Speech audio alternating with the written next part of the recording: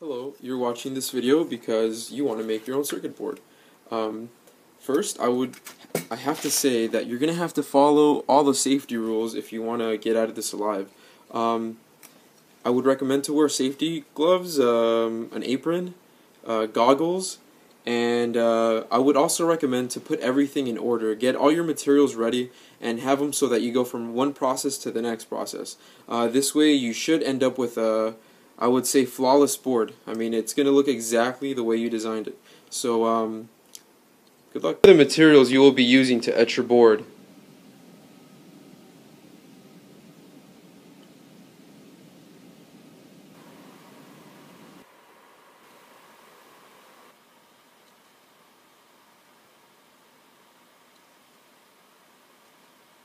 I used Eagle 5.0 to design this circuit here. You can go to the website and go to the download section and you can get this program for free. As long as you don't profit from your circuit, you should be fine. Read the fine print. Save your Eagle design as a PDF and get 2 sheets printed in transparency paper at the Staples Copy Center. Go ahead and set up your transparency sheet and copper clad board in a similar way to this. What I did was I made a sandwich with glass and any old board. Doesn't really matter what you use. I'm using plexiglass.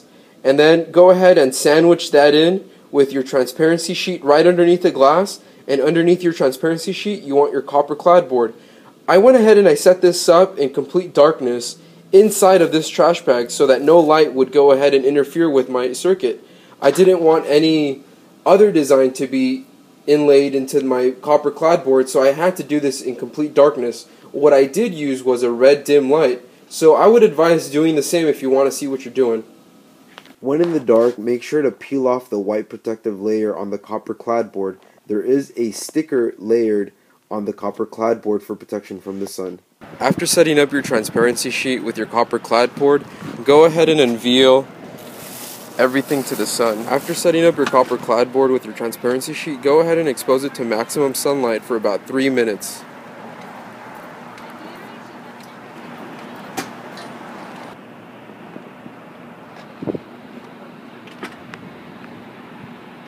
After putting on your safety gear, go ahead and mix your solution. In this positive type developer concentrate, you're supposed to use, what does it say? It says 1 part developer with 9 parts water. I went ahead and did that already. I poured it in my pan, and now all I'm going to do is place my board after being exposed to the sun onto my pan, and you'll see that after some time, some of the material will be etched away. After about 1 minute to 2 minutes of agitating your board in the solution, you'll see something that looks similar to this. Go ahead and wash this off with cold water. You're going to want to heat up your ferric chloride in a microwave or in an oven, but make sure to not use the oven or microwave for human food or human consumption, because it might cause damage. So go ahead and heat up the ferric chloride, pour it in a bowl, and place your circuit board inside.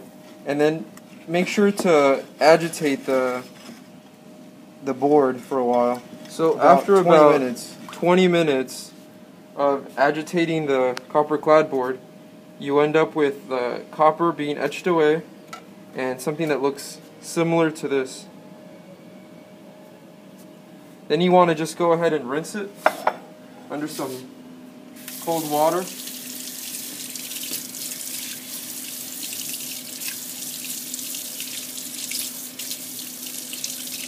And this is what the end products look like. So then you want to get some rubbing alcohol and rub the top layer away, and then you'll be able to see the copper underneath. When punching the holes in your board, make sure that the drill bit you're using is exactly the same size as the width of the pins you're going to be inserting into your board, or just a little bit bigger. That way you don't have to force your components into your board. Another thing is to make sure that you are precisely over the hole, because you only have one shot at doing this. And if you mess up, well, you might just have messed up the whole circuit, so you have to do it again. And you don't want that, so be precise, take your time, and wear your safety gear. Make sure to wear safety goggles because anything can go wrong.